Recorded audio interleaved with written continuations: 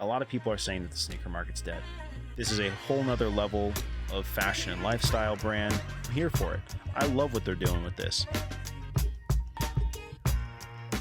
All right. I don't know how many takes I've done at this point, but this is the one hopefully that we're rolling with. What's going on, everybody, and welcome to the very first episode of the JPD podcast. For those that don't know me, my name is Jean-Luc Daigle, and on this podcast, we're going to be going over everything from sneakers, streetwear, pop culture, business, fashion, and honestly, whatever I'm tapped into or interested in for that week. Given that I'm a diehard sneaker fan, I figured it was only right that we talk about the state of the sneaker game right now. A lot of people have been saying it's dead. A lot of people have been saying it's back, and I just want to give my unfiltered opinion on what it's looking like right now and what I see happening now and in the future. So with that being said, I'd like to thank you all for coming for the culture, and I hope you stay for the conversation. Before we get into the topics today, I want to go over some recent drops and pickups because it's been just a lot and a few drops that I think are going to be important on today's, or rather on this episode's, topics. So first thing is the What the Kobe Eights. So for those that were around in 2013, which I'm sure a lot of the audience was, and maybe they weren't into sneakers at the time. I know that at the time I wasn't. I got into shoes around 2014, 2015. So that was about the LeBron 10, 11. The Kobe 9 had just come out, and there was the Kobe 10. And it's kind of the tail end of Kobe's career. And so that's when I got into shoes, when Nike basketball started to kind of fall off and kind of lose the luster that it had. But Nike is tapping into the vault, especially with a lot of the Kobe's that they've been dropping lately, and they decided that they were going to bring back the What the Kobe 8. And this shoe, being that it was just a massive grail at the time, it's awesome to see and be able to get the chance to get my hands on a pair. Unfortunately, I did struck out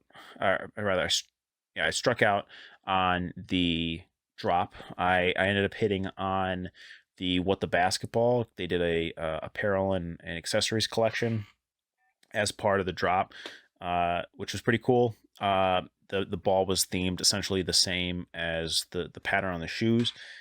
I did end up returning it though, just because I just didn't see a need to keep it. $160+ after shipping and tax is ridiculous for a basketball, even if it's for display. And because of that, I returned it. I did end up picking up 2 pairs though. I doubled up on the What the Kobe 8s. I got a pair from my buddy David. He runs Retrospective up in Mass, so we'll pop up his Instagram shop on the video here. I'll also link it down in the description for you guys. And I also picked up a second pair, like I said, from Moko Sneaks, so I'll also tag him as well. Kind of crazy. Ended up paying $280 for the first pair, $240 for the second pair. Nike ended up literally restocking it last week. We're recording this currently on Memorial Day, and they restocked last about 4-5 days ago. I think it was on like midweek, and resale prices have dropped significantly under $250, which kind of sucks as somebody that paid higher. But I'm glad that Nike is going back to just giving us the models that we want, and especially Nike basketball, just given that that's what I got into shoes from. So it's good to see Nike kind of going back to that and actually giving Nike basketball to the people that want it. Another recent drops from the past 2 weeks had the Air Jordan 4 White Cement that just dropped. That was the next in the Reimagined Remastered series for Jordan 4s. Before this, we got the Bred 4 Reimagined, which were unlike the regular Bred 4s that had the nubuck suede. These ones had a more premium tumbled leather, and before that, you had the military blue 4s. Both, between the white cement, black red fours, and the military blues. They're based on the newer remastered style of the Jordan 4, which is actually based off the pine green SB Jordan 4s. So cool to see Nike bring that back. Nike, well, bring back the white cement 4s, because we haven't seen a pair since 2016. At the time, that was when Nike was doing their new remastered line and in the mid 2010s. The newer 4, from what I see or I've seen online, it definitely has a more true to OG shape from 1989. So again, very cool to see them drop that. Personally, I'm not picking up a pair. I might maybe cop a used pair off somebody. I for some reason I got way too many pairs of shoes, and 4s. For anybody that does know, 4s are pain for the feet, and for myself being flat footed, I can't get myself another pair of 4s right now. So another great Jordan that just dropped was the UNC Reimagined ones. These were the essentially successor to and follow up to the 2023 Lost and Found Chicago Reimagines, and same kind of theme. It's a pre-aged neo vintage style Jordan 1. The Chicago Lost and Founds, obviously those were styled after the original Chicago colorway. I got a dead stock pair on ice in my size. Haven't worn my pair yet, just because it's like one of my favorite pairs of shoes I've been hunting for a long time. So got a pair of those, been sitting there literally think since drop day 2023. The reimagined UNCs that just dropped have the same kind of theme. Like I said, box is actually an inverse of the original, or rather of the Lost and Found drop. So cool to see them drop the UNC color, because we haven't seen a pair, I think, since 2015, which it's kind of crazy because that shoe is pretty much sitting. I've seen it sitting on Nike.com. I don't know currently. Again, this is on Memorial List. So I don't know. And by the time this drops, it'll probably be a few days from now. So not sure if they will still be sitting, but last time I checked, Nike had pretty much a full size run, and I saw pairs going on sale for $135, which, given that it was a $180 retail, you're getting the shoe for almost $50 off. So a pretty good deal, but also kind of telling on where the market's at. We'll get into that a little bit more later in this episode, but like I said, they are going on sale at different outlets and stores. So if you're looking for a pair, definitely worth picking up while you still can.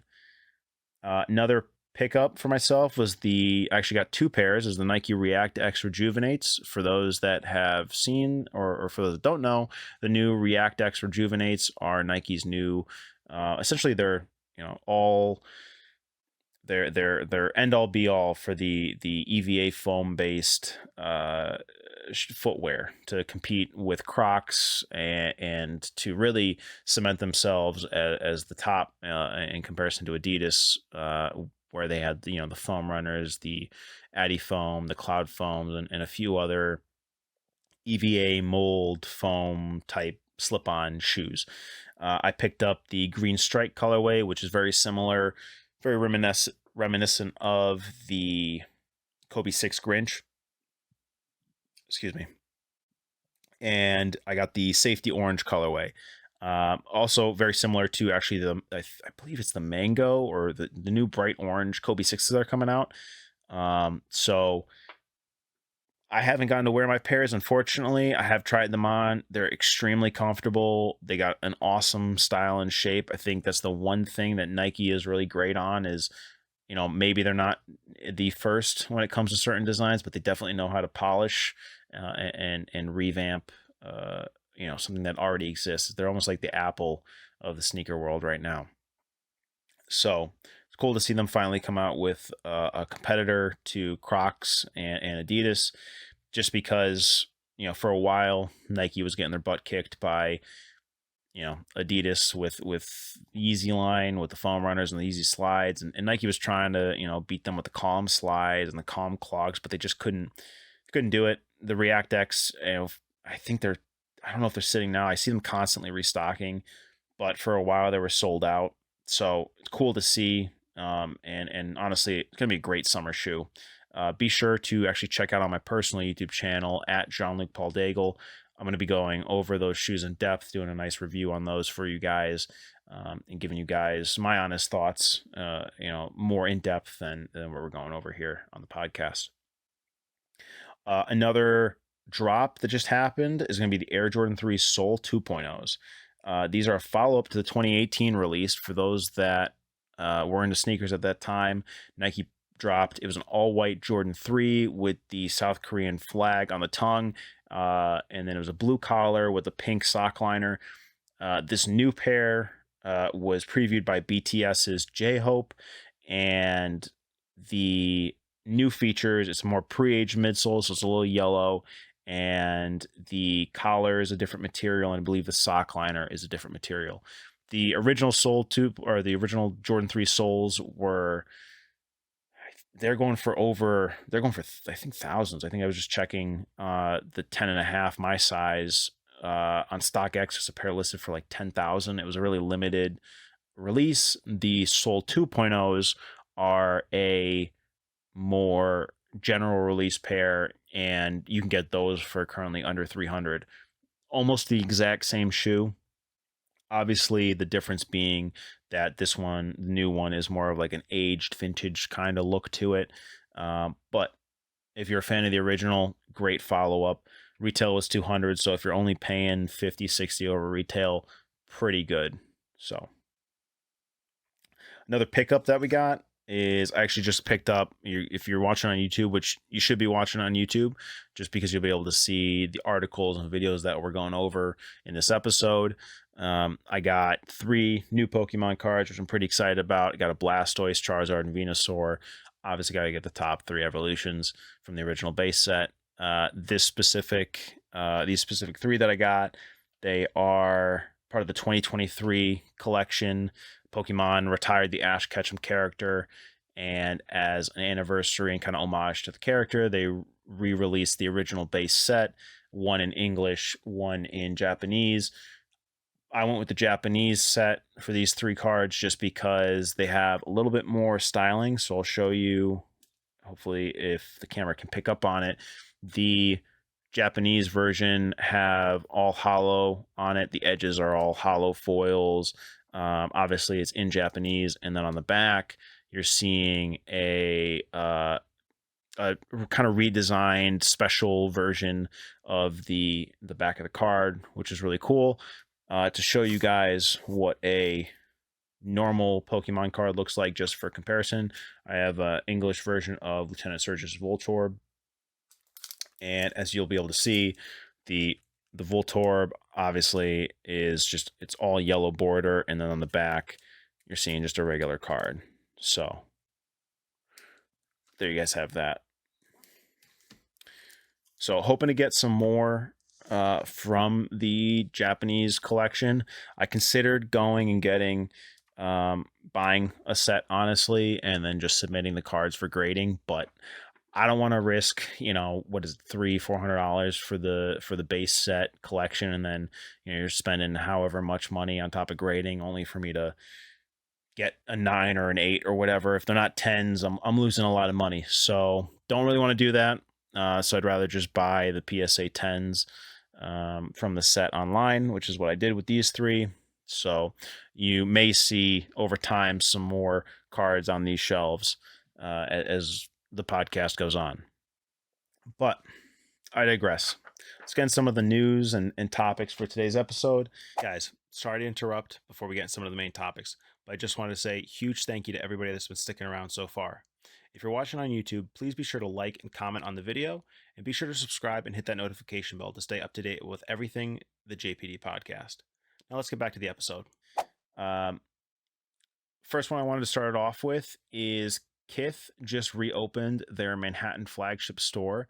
So I'm going to pull this up on my laptop so that you guys can see this. What stands out about Kith compared to other fashion and lifestyle brands like your Supremes, your Stussies, your ALDs, your Alma Maniers, Kith puts a huge emphasis on giving you a premium luxury feel. As you guys can tell, obviously by the video, this location is nothing like any other fashion lifestyle brand that's out there. I mean, this it looks like you're going to a luxury store like a Louis Vuitton or Gucci or Hermes, right? And obviously they're in New York, so you have to stand out a bit, right? You have to give a more premium feel. However, this is the feel and the vibe that you're getting at every Kith location. I've been to their two locations in South Florida, one in Miami Beach, the other in the Miami Design District, and very consistent from what we've seen at those locations and in other locations across the U.S.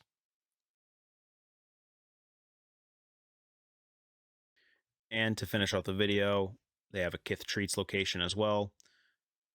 Anybody that's new to Kith, Treats is their in-house ice cream parlor. Almost every single location, I believe, has one. Some of their flagship locations, like the Miami Design District location, actually has a restaurant and diner added, which is pretty cool. But the Treats is, not only does it help get people in the door, because who doesn't like ice cream, but it really emphasizes that idea of being more of a lifestyle brand rather than just a streetwear fashion brand. And what's cool as well with the Treats locations is they actually have inline clothing for the brand.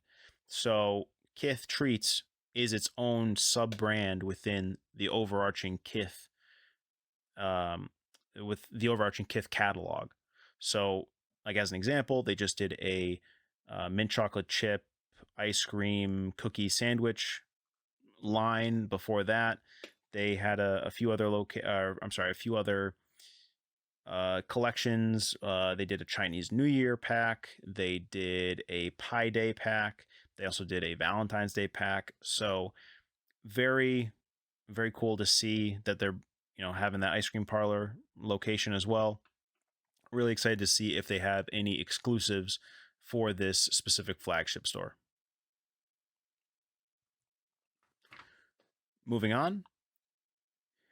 In addition to announcing the grand reopening of their New York Manhattan flagship store, Kith also announced that for summer 2025, they're going to be partnering with Cigarette Racing, the renowned American manufacturer of high-performance luxury powerboats.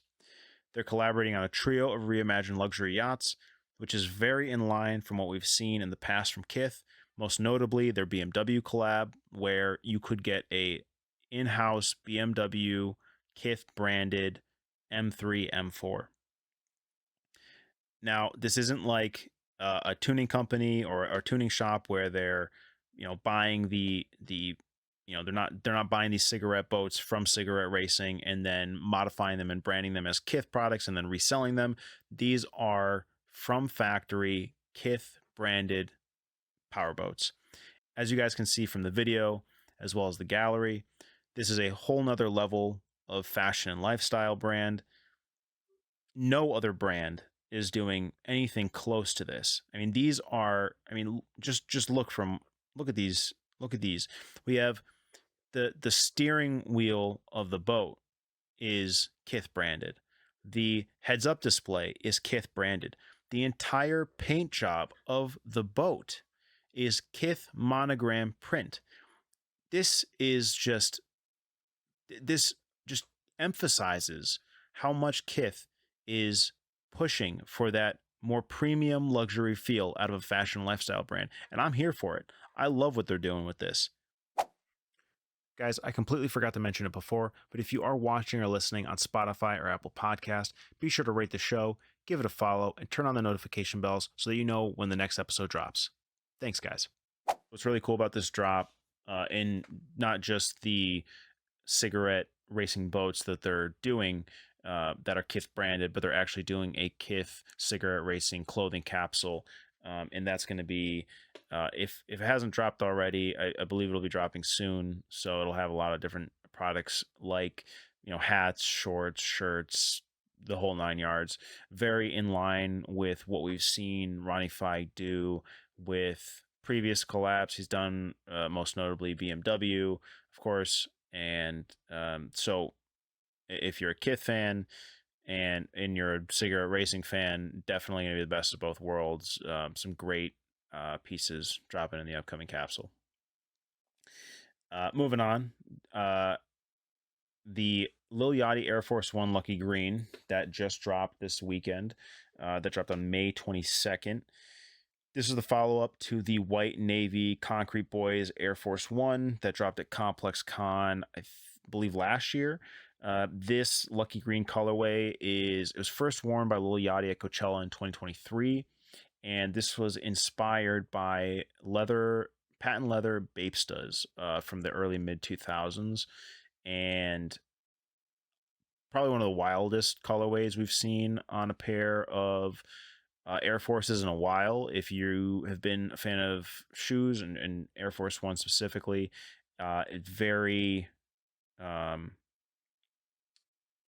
reminiscent, honestly, of some older pairs like the Halloween, the St. Patrick's Day, and a few other patent leather Air Forces of the time. Also very similar and kind of in line with the undefeated Air Force Ones that dropped a few years ago.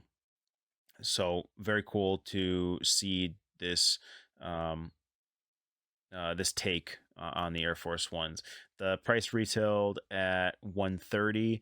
I'll pop it up on the screen right now, and they're going for the mid 200s. So not too bad on resale prices. Um, if it's anything as like an indicator on how the market's looking right now for shoes. A lot of Air Force Ones and just a lot of colorways similar to this that have dropped within the past couple of years. We're not reselling for much money at all. So cool to see a pair like this actually see some resale value, especially being that it's a collab with Lil Yachty. I'm hoping to get myself a pair if I can find one from the right price. I'll have to hit up some of my my reseller buddies and see if they're able to hook me up. But moving on to other sneaker news, you got the Air Jordan 1 Low Swarovski. This is an insane pair of Jordan 1s. The retail price is $1,000. They just dropped them on May 22nd, same day as the Lucky Green Air Forces. I forgot to add, I did completely forget to enter in for both drops for the Lucky Green Air Forces and the Swarovski Jordan 1s. Very common for me to completely forget to enter into drops. So completely missed out on it. But the Swarovski is a Shadow 1 low colorway. I'm pulling it up here on the screen for you guys right now. As you can see, it's covered in Swarovski crystals. Excuse me, guys. Apologize. It's very similar to the CPFM Dunk Lows that dropped several years back. Just completely covered in the Swarovski crystals, like I said. The resale prices, it's interesting because you would expect that something like this with a collab and just how apologies, given how high, sorry guys, exhausted, given how high the retail price tag is, you would have expected it to have a little bit more resale. Right now it's going between 1,000 and 1,500 on the resale market. So good if you're somebody that really wants to get the pair of shoes. It's all right if you're a reseller and you're trying to make some money on it. I mean, long term, it's expected to go up in value, but who knows? I think the hype and the resell would have been better on these if they'd released at a lower retail price. Like the CPFM dunks that dropped, those dropped for they were under 200. They were almost like regular retail price of a pair of dunks, and those go for thousands. So I think we probably would have seen something similar to that if these Jordan 1s retailed at like a regular 160 price. But who knows? We'll see long term how these are looking on resale prices. Other sneaker news.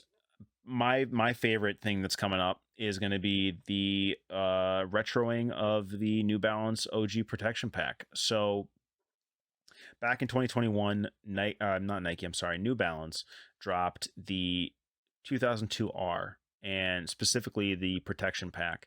And it was essentially their competitor to Nike and Adidas's kind of neo vintage vibes that they were doing at the time. As you can see, I'm pulling it up on the screen right now. The shoe has a deconstructed, vintage, unfinished look to it. It's very reminiscent of that time within shoes, but it's very cool to see it come back. I already have been seeing resale prices fall on it, so me, having missed out back then and always trying to chase that pair, I'm very excited to see those drop again. They originally it was the Rain Cloud, Sea Salt, and Phantom colorways. They're going to be dropping all three of those on June 4th in Europe. Those are retailing for 180 euros, which is about $201. We're expecting a drop globally to follow that, but nothing's dropped yet in regards to that news. So we can only hope for the time being. So let's move on to our main topic, which is going to be the state of the sneaker game. Guys, if you made it this far in the episode, I really do appreciate the support. Just taking a moment to thank our sponsor, my company, For the Culture. For the Culture is Connecticut's ultimate sneaker convention and an event that I started just a few years ago with my best friends. We've quickly become the fastest growing sneaker convention in the Northeast, and we're hosting our next event on June 28th, 2025 at InSport Centers in Trumbull, Connecticut. It's going to be running from 12 to 5 p.m. And if you want to buy, sell, and trade your sneakers, clothing, and collectibles with 100 plus vendors and 500 plus people, be sure to get your tickets at fortheculturect.com/June 28th. That's fortheculturect.com/June 28th. I hope to see you guys there. For anybody that's been in sneakers for some time, and specifically pre-COVID, saw the rise of sneaker culture and the sneaker market into COVID, through COVID, and then obviously the drop that we've seen within the past few years. And a lot of people, because of those and just how reselling really drove the sneaker market from 2020 to now, a lot of people are saying that the sneaker market's dead. And I'm here to tell you that that's not the case. The sneaker market is not dead, but it is experiencing a downturn. And it's very similar to that of the early to mid 2010s. In the early to mid 2010s, we're post Great Recession. And at the time, people don't have extra money to spend on, your luxury goods. And pairs, rather models that Nike is releasing, like the Kobe line, the LeBron line, the KD line, and all these Jordan releases at that time, they're sitting. And it's not like we're talking bad releases, right? We have Bread 4s, we have White Cement 4s, we have the 2013 run of the OG Jordans, right? The Shadows, the Breads, the Royals, the Shadows. You have the Infrared 6s, you have the 2012 Bread 11s, you have the 2014 Black Toe 1s. I mean, you're seeing colorways that people should want, and those pairs were moving, but you also saw just really weird and strange models that Nike was making to try and attract a newer audience. And they were just sitting, right? And there's just crazy oversupply and oversaturation in the market. And then the mid 2010s hit, and Nike decides that they're going to do the remastered line at the time, not the current remastered line that you're probably familiar with now, but the mid to late 2010s remastered line of Jordans, right? So we had the whole idea was better quality shoes, better stories behind these shoes, and just better colorways, right? And not only that, you also have StockX and GOAT launch in 2015, which are these platforms that people can now use to buy, sell, and trade shoes in real time. There's more ease of access into the market. And you were in the hypebeast era, right? So for 2015 to 2020, you start hitting the hypebeast era of sneakers, where pairs are just selling left and right. Yeezy 350s drop because Kanye ends up moving to Adidas. You got the Turtle Doves, you got the Pirate Blacks, the tan, I forget what the tan pair is called, but there's a tan pair. You got the Moon Rocks, you got the Yeezy 750s Wave Runners, slides drop. You got Nike having the 2015 Chicago's, 2016 Bred Band Ones. You got the 2017 Royals, 2018 Shadow Ones. You got 2019 Bred 11s, 2019 Bred 4s. You got the Travis Scott One Mocha High, the Travis Scott Mocha High ones and Mocha One lows. The Cactus Jack 4s, the Cactus Jack Air Force. I mean, just pairs are crazy pairs in very limited quantities, right? And now you're starting to see just this gradual growth within the sneaker market that you didn't see a few years prior. And then COVID hits, and the COVID era of sneakers, which people don't, or rather a lot of people that have gotten into shoes within the past 5 years don't understand necessarily, is it was just strictly driven by resale, right? Because at that point, the economy and financial market concerns are it's a very weird time, right? And people have all this extra money, and they want to put it into alternative assets, and so they put money into things like sneakers, clothing, watches, cars, collectibles, etc., right? And resell resale prices end up just pushing the sneaker market. And you have people that traditionally weren't into sneakers getting into sneakers, right? The traditional investors start to begin to flock into this new alternative asset industry. And you also have, things like the Last Dance documentary and apps like TikTok releasing, where social media just begins to push, and pop culture just begin to push the sneaker industry into a crazy run that we just had never seen before, right? And you have Jordan 1 selling out, Nike Dunk selling out, Easy 350s, Easy Slides, Foam Runners. You got New Balances, Asics, Crocs, just crazy resale prices for pairs that just several years ago, or rather several years prior to that, weren't even coming close to resale prices like this, right? And now everything's beginning to sell out, right? And it was very common to be able to take buy a pair of Jordan 1s at retail at $160, $170 at the time, and be able to sell it for $300 to $400, right? And because of this, Nike begins to try and compete with brands like Adidas, New Balance, Crocs, and Asics, which are beginning to take a market share. They begin to oversaturate the market like crazy. Not only that, you also start seeing the economy go in a weird way where people are no longer able to spend their extra money that they had during COVID on things like luxury goods, sneakers, clothing, collectibles, all of those, right? And so now people are, they have to focus on things that are, more of a necessity, right? And people, I don't think, realize that sneakers, that like the sneaker market in game that we're a part of, is based on people's discretionary funds, right? It's a luxury good, and luxury goods are purchased during times where financial markets and the economy is doing well. And so from late 2022, 2023 to honestly within the past 6 months, right, we were seeing a crazy drop within the sneaker market. Leaks are coming out months in advance. Early pairs are getting backdoored. Prices are high. Resale prices begin to come down as we get closer to the sneaker releases. And then the sneaker releases and prices plummet and eventually bottom out at some sort of sale price, right? And it's almost identical to the early to mid 2010s. And now what we're seeing in the mid 2020s is Nike listening to consumers, because now people are starting to have a bit more of discretionary funds within the financial markets and the economy.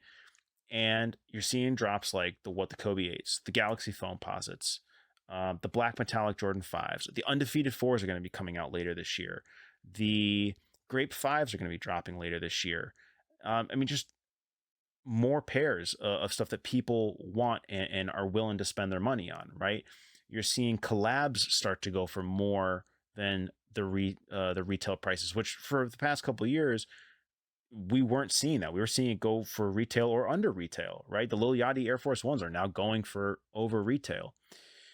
And we're at a point where sneakers are starting to come back, right? Because people now have the ability, or are starting to have the ability, to spend their money on luxury items and luxury goods, and you're starting to see a demand come back. So personally, I see within the next couple years, I think the sneaker market's back. I don't know if we're ever going to get to what COVID was, because COVID really is an anomaly within the market, or within the industry just in general. But we are definitely on track to be right back where we were during like the hype beast era of sneakers from 2015 to 2020. That's going to do it for today's episode, guys. I appreciate y'all for tapping in. Let me know what your thoughts are on the current state of the sneaker game in the comments below, or hit me up on IG at the JPD podcast, or on my personal Instagram at Jean-Luc Paul Daigle. If you enjoyed this episode and you're watching on YouTube, make sure to like, subscribe, and hit that notification bell so you can stay up to date on all things the JPD podcast. We've got a lot more coming around the corner, and I'll be dropping an episode every single week. Be sure to check out videos on my other channel at Jean-Luc Paul Daigle, specifically my unboxing and review of the Nike React X Rejuvenate. I go more in depth than I did here on the podcast. This was the JPD podcast. Thanks for coming for the culture, and I'll catch you in the next conversation. It's time to honor MLK and Malik Shabazz. Paradox teaches class while we speak to reach the mass. Yeah, shame on those who think we need to delete the past. We need to educate so our kids forge a better path. If the future is a glass, mine is half full. I had to leave the internet because I can't stand bull. And there's no need for profanity when conversing candidly. Facts are just that. Follow the cure for insanity.